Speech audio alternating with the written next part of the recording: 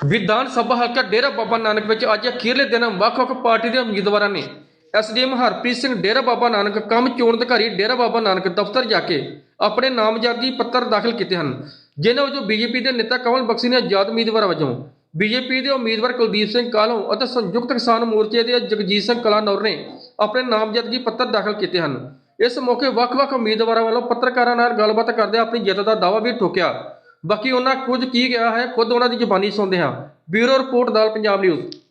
ਇੱਥੇ ਹਲਕਾ ਵਿਧਾਨ ਸਭਾ ਹਲਕਾ ਡੇਰਾ ਬਾਬਾ ਨਾਨਕ ਤੋਂ ਆਪਣੇ ਨੋਮੀਨੇਸ਼ਨ ਪੇਪਰਸ ਫਾइल ਕੀਤੇ ਨੇ ਐਜ਼ बीजेपी उम्मीदवार, भारतीय जनता पार्टी के उम्मीदवार एंड दूसरी मैं फाइल जी दी है आज़ाद उम्मीदवार दे।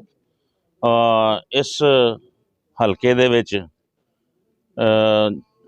क्रिश्चियन वोट जी है वो तकरीबन 60,000 के करीब है और राजनीतिक और समाजिक तौर पर ये लोग जड़े ने ये मेरी कौम जड़ी है ये बहुत पिछड़ी रह गई है पिछले 75 साल तो आज़ादी तो बाद।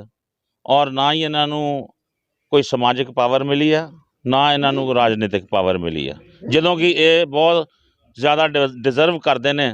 तो मैं अपनी कौम नूं चुकन वास्ते ही ये पावर दिवान वास्ते और इन्हों लाइम लाइट दे विच लियाण वास्ते अज अपने कागज़ दायर किए ने। और ये मेरी आवाज़ नहीं, ये सारी कौम की आवाज़ है। मैं अपने आप इत्थे चल के नहीं आया, ये मेरी कौम मैनू इत्थे लैके आई है। और कोई ये विच दो राय नहीं कि जे ये 60,000 वोट जी है ये अज इहदी एक आवाज़ है और कहते ने कि आवाज़ खलकत आवाज़ खुदा, तो ये इन्हां दी आवाज़ भी है और ये खुदा वालों भी सानू अज एक इलाही फरमान है कि इस हल्का दीनानगर डेरा बाबा नानक जिहड़ा है ये क्रिश्चियन कम्यूनिटी का मलेरकोटला बनेगा और ये बनन जा रहा है। मार्च दे विच जदों तुसीं रिजल्ट आउणगे तुहानूं पता लग जाएगा कि एक पंजाब दे विच वाहिद हल्का जिहड़ा है उत्थे एक पिछड़ी हुई कौम का नुमाइंदा जिहड़ा अगे आके अपनी कौम नूं अगे लिजाण वास्ते जिहड़ा तत्पर सी वो कौम जिहड़ी है मसीह कौम वो राजनीति दे विच सक्रिय हो गई है, एक्टिव हो गई है। सर बीजेपी वालों सर अपने कालों ਨੂੰ ਜਿਹੜਾ ਐਲਾਨਿਆ ਗਿਆ उम्मीदवार देखो जदों तक ਸਕਰੂਟਨੀ नहीं होंदी मैं ये बारे कोई ज़्यादा गल नहीं करना चाहता। मैनू भी बीजेपी जो मैं ज्वाइन की दिसंबर दे विच ते मैनू कहा गया कि आप विधान सभा हल्का डेरा बाबा नानक को जाके तैयार कीजिए और अपनी कम्युनिटी में काम कीजिए, उनको राजनीतिक तौर से सक्रिय कीजिए। तो मैं वो काम कर रहा हैगा पिछले 2-3 महीने तो। और यही नहीं, मैं तो इस हल्के दे विच पिछले 20 साल तो काम कर रहा और तकरीबन यूनाइटेड क्रिश्चियन फ्रंट जिहदा मैं प्रेजिडेंट हाँ वो हर एक पिंड दे विच इत्थे एक्टिव है और हर एक पिंड दे विच इत्थे 1/3 के करीब क्रिश्चियन वोट जिहड़ी है एग्जिस्ट करती है। ਤੁਸੀਂ ਆਪਣਾ ਮੁਕਾਬਲਾ ਜਿਹੜਾ ਇਸ ਡੇਰਾ ਬਾਬਾ ਨਾਨਕ ਹਲਕੇ 'ਚ ਕਿਸ ਪਾਰਟੀ ਨਾਲ ਮੰਨਦੇ? प्रभु यीशु मसीह के बच्चों का मुकाबला किसी नाल नहीं होंदा, वो जेतू ही होंदे ने। प्रभु सानू हारिया होया नहीं वेखना चाहता, वो सानू जेतू वेखना चाहता है।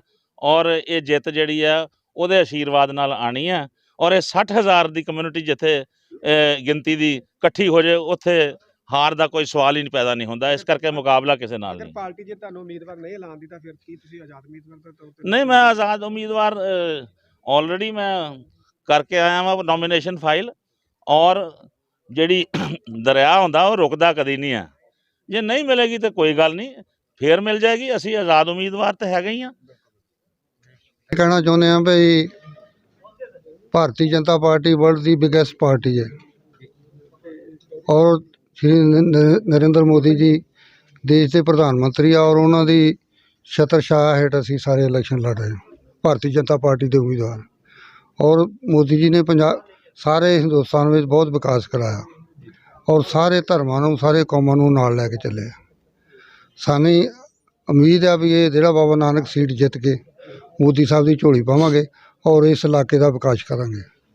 ਸਰ ਤੁਹਾਡੇ ਤੋਂ ਪਹਿਲਾਂ ਵੀ ਆਪਣਾ ਕਮਲ ਬਖਸ਼ੀ ਜਿਹੜੇ ਬੀਜੇਪੀ ਦੇ ਆਪਣੇ ਕੈਂਡੀਡੇਟ ਵਜੋਂ ਆਪਣੇ ਜਿਹੜੇ ਕਾਗਜ਼ ਨੋਮੀਨੇਸ਼ਨ ਕਰਕੇ ਗਏ वो कोई ऑफिशियल कैंडीडेट नहीं है बीजेपी का ऑफिशियल कैंडीडेट मैं हाँ।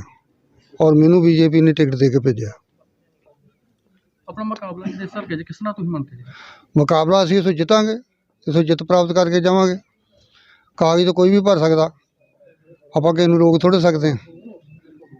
ਤੁਹਾਡੇ ਮੁੱਦੇ ਕੀ ਰਹਿਣਗੇ ਹੁਣ ਇਸ ਵਾਰ? ਮੁੱਦੇ ਰਹਿਣਗੇ ਇਸ ਇਲਾਕੇ ਦਾ ਜਿਹੜਾ ਡਿਵੈਲਪਮੈਂਟ ਕਰਨੀ ਹੈ, ਇੱਥੇ ਕੋਈ ਯੂਨੀਵਰਸਿਟੀ ਲੈ ਕੇ ਆਉਣੀ ਹੈ, ਕਾਲਜ ਲੈ ਕੇ ਆਉਣਾ ਕੋਈ ਇੱਥੇ, ਔਰ ਲੋਕਾਂ ਨੂੰ ਰੁਜ਼ਗਾਰ ਦੇਣਾ। ਔਰ ਮੋਦੀ ਜੀ ਨੇ ਆ ਕਰਤਾਰਪੁਰ ਕੋਰੀਡੋਰ ਖੋਲ੍ਹ ਕੇ ਇਸ ਇਲਾਕੇ ਦੀ ਆਨ ਤੇ ਸ਼ਾਨ ਨੂੰ ਵਧਾਇਆ। ਔਰ ਹਾਂਜੀ ਦੱਸੋ। ਜ਼ਿਲ੍ਹਾ ਗੁਰਦਾਸਪੁਰ ਦੇ ਲੋਕਾਂ ਨੇ ਬੜਾ ਇੱਕ ਖਾਸ ਕਰਕੇ ਤੁਹਾਡੇ ਜਿਹੜੇ ਕੈਂਡੀਡੇਟ ਸੀ, MP ਕੈਂਡੀਡੇਟ ਸੀਗੇ, ਉਹਨਾਂ ਨੂੰ ਵੋਟਾਂ ਪਾਇਆ ਕਿ ਜਿਤਾ ਕੇ ਤੇ ਉਹਨਾਂ ਨੂੰ ਪਾਰਲੀਮੈਂਟ 'ਚ ਭੇਜਿਆ ਸੀ, ਬਟ ਉਹ ਇੱਕ ਵਾਰੀ ਵੀ ਡੇਰਾ ਬਾਬਾ ਨਾਨਕ ਦੇ ਵਿੱਚ ਦਰਸ਼ਨ ਕਰਨੀ ਮੁੜ ਕੇ ਆਏ। ਦੇਖੋ ਜੀ, ਮੈਂ ਉਹਦੇ 'ਤੇ ਕੋਈ ਕਮੈਂਟ ਨਹੀਂ ਕਰਨਾ ਚਾਹੁੰਦਾ। ਮੈਂ ਤਾਂ ਆਪਣੀ ਗੱਲ ਕਰ ਸਕਦਾ, ਕਿਉਂਕਿ ਮੈਨੂੰ ਪਾਰਟੀ ਨੇ ਇੱਥੋਂ ਭੇਜਿਆ। ਜੇ ਮੈਨੂੰ ਇਹ ਇਲਾਕਾ ਸਫਲਤਾ ਬਖਸ਼ਦਾ, ਮੈਨੂੰ ਜਿਤਾਉਂਦਾ, ਤਾਂ ਮੈਂ ਇਸ ਇਲਾਕੇ ਦਾ ਰਹਿਣ ਵਾਲਾ ਔਰ ਮੈਂ ਇੱਥੇ ਪੂਰਾ ਵਿਕਾਸ ਕਰਾਂਗਾ। ਅੱਜ ਮੋਰਚੇ ਵੱਲੋਂ ਨੋਮੀਨੇਸ਼ਨ ਕਰਨ ਲਈ ਡੇਰਾ ਬਾਬਾ ਨਾਨਕ ਅਸੈਂਬਲੀ ਹਲਕੇ ਤੋਂ ਇੱਥੇ ਨਾਮਜ਼ਦਗੀ ਕਾਗਜ਼ ਭਰਨ ਲਈ ਆਏ ਆ ਤੇ ਸੰਯੁਕਤ ਮੋਰਚੇ ਵੱਲੋਂ ਲੋਕਾਂ ਨੂੰ ਇਹ ਅਪੀਲ ਕਰਦੇ ਆ ਵੀ ਜਿਹੜਾ ਤੁਸੀਂ 1.5 ਸਾਲ ਲੰਬਾ ਕਿਸਾਨੀ ਦਾ ਸੰਘਰਸ਼ ਲੜਿਆ, ਉੱਥੇ ਸੰਤਾਪ ਹੰਢਾਇਆ, ਤੁਸੀਂ ਸੜਕਾਂ ਤੇ ਹੱਡ ਰੋਲੇ ਆ ਤੇ ਇੰਨੀਆਂ ਵੱਡੀਆਂ ਕੁਰਬਾਨੀਆਂ ਕੀਤੀਆਂ ਨੇ, 750 ਦੇ ਕਰੀਬ ਕੁਰਬਾਨੀਆਂ ਹੋਈਆਂ, ਉੱਥੇ ਲੋਕ ਸ਼ਹੀਦ ਹੋਏ ਨੇ, ਨੌਜਵਾਨ, ਬਜ਼ੁਰਗ, ਔਰਤਾਂ, ਤੇ ਉੱਥੇ ਲੋਕਾਂ ਨੂੰ ਇਹ ਗਿਆਨ ਹੋਇਆ ਪਿਆ ਜਿਹੜੀਆਂ ਰਵਾਇਤੀ ਧਿਰਾਂ ਨੇ, ਭਾਵੇਂ ਉਹ BJP ਆ, ਭਾਵੇਂ ਕਾਂਗਰਸ ਆ, ਭਾਵੇਂ ਅਕਾਲੀ ਆ ਤੇ ਭਾਵੇਂ ਆਮ ਆਦਮੀ ਪਾਰਟੀ ਆ, ਇਹਨਾਂ ਨੇ ਜਿਸ ਢੰਗ ਦਾ ਉੱਥੇ ਰੋਲ ਅਦਾ ਕਰਕੇ ਲੋਕਾਂ ਨੂੰ ਜਲੀਲ ਕਰਨ ਦਾ ਯਤਨ ਕੀਤਾ ਤੇ ਹਰ ਸੰਭਵ ਉਪਰਾਲਾ ਕੀਤਾ ਵੀ ਇਹ ਸੰਘਰਸ਼ ਫੇਲ ਹੋਵੇ।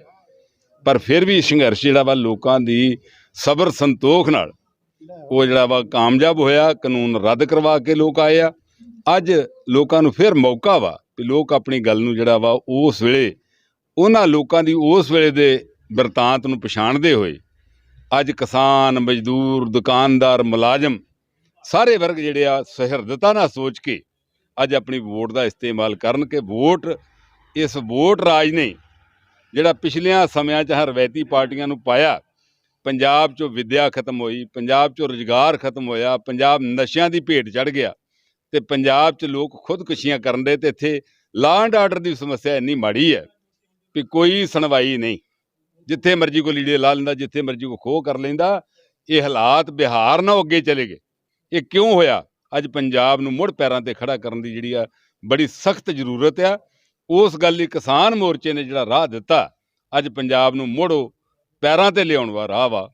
ਇਸ ਕਰਕੇ ਲੋਕਾਂ ਨੂੰ ਅੱਜ ਸਾਰੇ ਮੈਂ ਤੁਹਾਡੇ ਮਾਧਿਅਮ ਰਾਹੀਂ ਅਪੀਲ ਕਰਦਾ ਕਿ ਅੱਜ ਸਾਰੇ ਵਰਗਾਂ ਨੂੰ ਇਸ ਗੱਲ ਨੂੰ ਧਿਆਨ ਵਿੱਚ ਰੱਖਣਾ ਚਾਹੀਦਾ। ਉਹਨਾਂ ਦੇ ਫੋਕਿਆਂ ਲਾਰਿਆਂ ਵਿੱਚ ਤੇ ਪਿੰਡਾਂ ਦੀਆਂ ਧੜੇਬੰਦੀਆਂ ਤੋਂ ਉੱਪਰ ਉੱਠ ਕੇ, ਭਰਾ ਮਾਰੂ ਧੜੇਬੰਦੀਆਂ ਜਿਹੜੀਆਂ ਇਹਨਾਂ ਬਣਾਈਆਂ, ਉਹ ਤੋਂ ਉੱਪਰ ਉੱਠ ਕੇ ਲੋਕਾਂ ਨੂੰ, ਕਿਸਾਨਾਂ, ਮਜ਼ਦੂਰਾਂ ਦਾ ਜਿਹੜਾ ਇਸ ਮੋਰਚਾ ਬਣਿਆ, ਜਿਹੜਾ ਹਰ ਵਰਗ ਦੀ ਨੁਮਾਇੰਦਗੀ ਕਰਦਾ, ਹਰ ਧਰਮ ਦੀ ਨੁਮਾਇੰਦਗੀ ਕਰਦਾ, ਇਹਦੇ ਨਾਲ ਤੁਰਨਾ ਚਾਹੀਦਾ ਤੇ ਇਹਨੂੰ ਆਪਣਾ ਇੱਕ ਇੱਕ ਕੀਮਤੀ ਵੋਟ ਪਾ ਕੇ ਕਾਮਯਾਬ ਕਰਨ ਦਾ ਯਤਨ ਕਰਨਾ ਚਾਹੀਦਾ।